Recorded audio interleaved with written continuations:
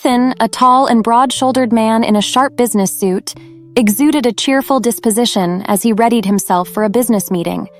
He neatly organized important documents into his luxurious leather briefcase. His elation was akin to that of a child receiving an unexpected gift, all because fate had introduced him to Paul. Having Paul as a business partner was a dream come true, as his remarkable business acumen led to a significant increase in their partnership's annual income. Despite being in his 30s, Ethan pondered the idea of starting a family. He bucked the modern trend of delaying parenthood until one had gray hairs, although finding a suitable life partner proved challenging.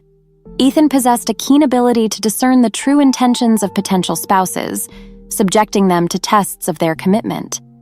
Regrettably, his previous girlfriends invariably faltered, demonstrating a preoccupation with his wealth and status. Ethan yearned for a humble and genuine companion, someone who valued their home and love for him more than his financial assets. Thus, with thoughts of domestic life in mind, Ethan meticulously double-checked his documents before leaving his apartment. As he stepped onto the bustling street, his gaze lingered on the windows of his penthouse, a source of genuine satisfaction. He then made his way to his upscale vehicle in the parking lot, ready to depart. Unexpectedly, Ethan felt a gentle touch on his hand. Startled, he looked around and discovered a poorly dressed girl, approximately 8 years old. Her appearance immediately identified her as a beggar. Ethan braced himself for a request for money, but what the girl said left him flabbergasted. He sat down on a nearby bench, his mind racing. It was inconceivable to proceed with the scheduled meeting with Paul. Many years prior to these events, Ethan's life was a world apart from his present circumstances. He was not affluent. He lived with his mother in a cramped apartment and held an ordinary position as a programmer in a small computer company. Yet, this didn't trouble him, as he possessed something far more precious, his beloved girlfriend, Alora, to whom he had already proposed.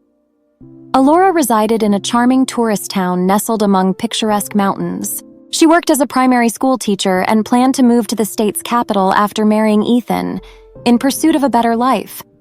Little did she know the pivotal role her grandmother would play in the unfolding drama. Mrs. McKenna, a septuagenarian, adored her granddaughter and sought nothing but the best for her. However, she harbored doubts about Ethan's reliability. His youthful run-ins with law enforcement still cast a shadow over her perception of him. Despite his rehabilitation and respectable profession, Mrs. McKenna remained steadfast in her belief that someone who had strayed once could do so again, despite the passage of many years. She incessantly urged her granddaughter, "Dear, you'll regret it if you tie yourself to that man. Leave him before it's too late. There are plenty of honest, hard-working men who would cherish you. You cling to Ethan as though he's coated in honey." "Grandma, why do you say that?" Alora retorted, her voice filled with conviction. "Ethan loves me deeply and I love him. Whatever was in his past is long gone. He's a completely different person now." In general, the grandmother and granddaughter struggled to find common ground, but fortunately, this divergence of opinion didn't escalate into a major problem. Each of them clung to their own beliefs.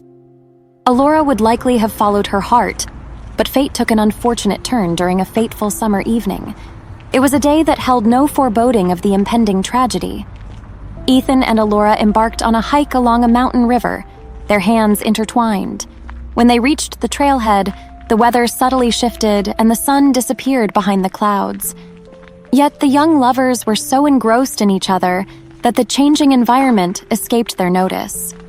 The air was redolent with the scent of the lush greenery, and they walked along the forest path, discussing their plans for the future. Casting a shy glance at his beloved, Ethan spoke softly. "We'll start by renting an apartment. My savings should suffice at first, and once we find a permanent place, I'll begin job hunting. I also have some income from remote work. I don't foresee any financial troubles. Hopefully you won't have to work. It's a man's duty to provide for his family." "Ethan, I believe everything will be fine," Alora replied with a hint of worry in her voice. She squeezed her beloved's hand harder in her palm. "But I'm concerned about Grandma. She'll be alone here." Ethan reassured her. "No worries. We'll get settled and then bring her to our place. I like her. She's intelligent and has a great sense of humor."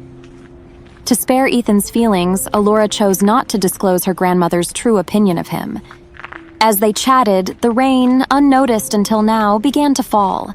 They turned back, but the weather deteriorated rapidly. In a matter of minutes, a torrential downpour surrounded them like a wall. The couple was halfway back to their car when a deafening rumble echoed from the mountains above. The ground trembled and nature unleashed a mighty torrent of mudslides that swept away everything in its path. The couple, unable to escape, found themselves caught in the chaos. In mere seconds, the mudslide carried Alora and Ethan into the river.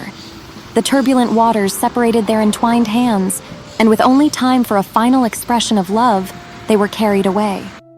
Several days later, leaning on a walking stick due to a leg injury from the mud flow and making his way as best as he could, Ethan hurried to Alora's house. He had managed to escape by climbing out onto the riverbank, where a rescue team had found him and taken him to the hospital. His concern for Alora was consuming him. When Ethan reached the house, Mrs. McKenna, dressed all in black, opened the door. Ethan's face went pale with dread, not realizing that the elderly woman had spotted him from afar and quickly changed her attire. "Where's Alora? Where is she?" Ethan whispered in anxious urgency. "I warned Alora countless times not to go with you, and now she's gone."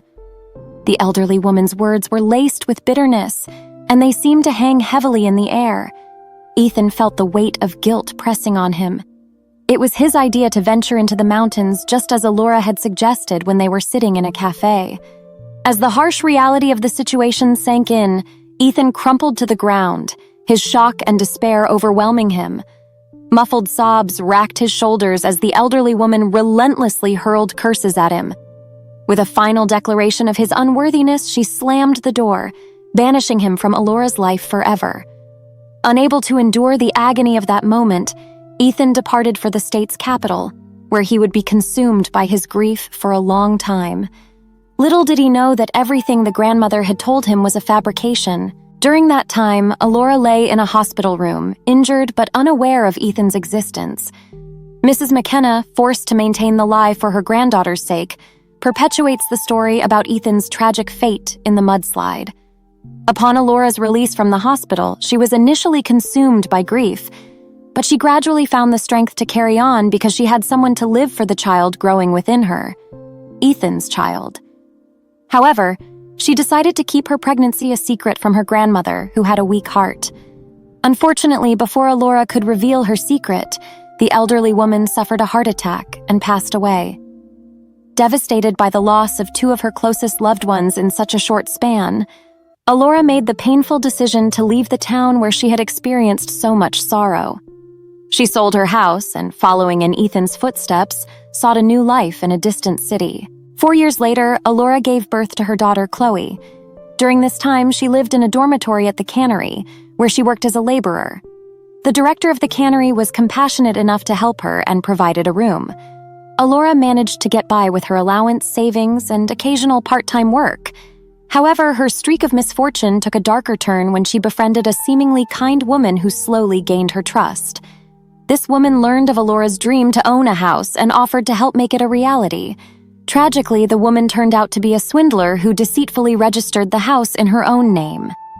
Legal authorities offered no help, as the swindler had meticulously covered her tracks. Overnight, mother and daughter were left not only without savings, but also without a place to live when the cannery went bankrupt and the dormitory closed along with it.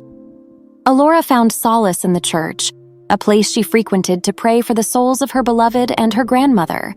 Despite the relentless misfortunes she had endured, her faith remained unwavering, and her prayers did not go unanswered.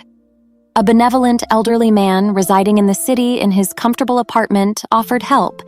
He owned a summer house in a nearby village, which was vacant. With her child in her arms, Alora accepted his offer, and they moved to the village. The years passed, and Alora worked as a kindergarten teacher in the city. Although her salary was modest, she was determined to provide her daughter, Chloe, with a good education.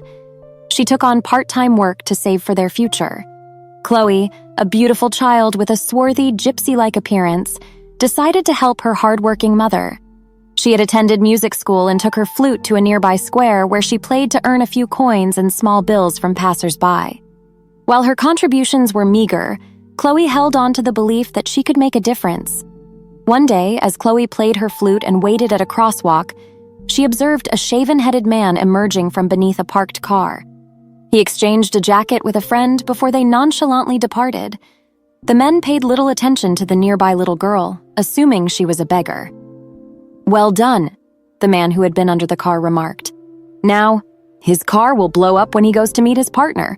What a fool to trust a man like Paul. He was in jail for a reason." His companion dismissed his concerns, saying, "Come on, stop babbling. He pays us well, and the rest is none of our business." He glanced at Chloe, but quickly lost interest when he realized she was just a young, seemingly homeless girl.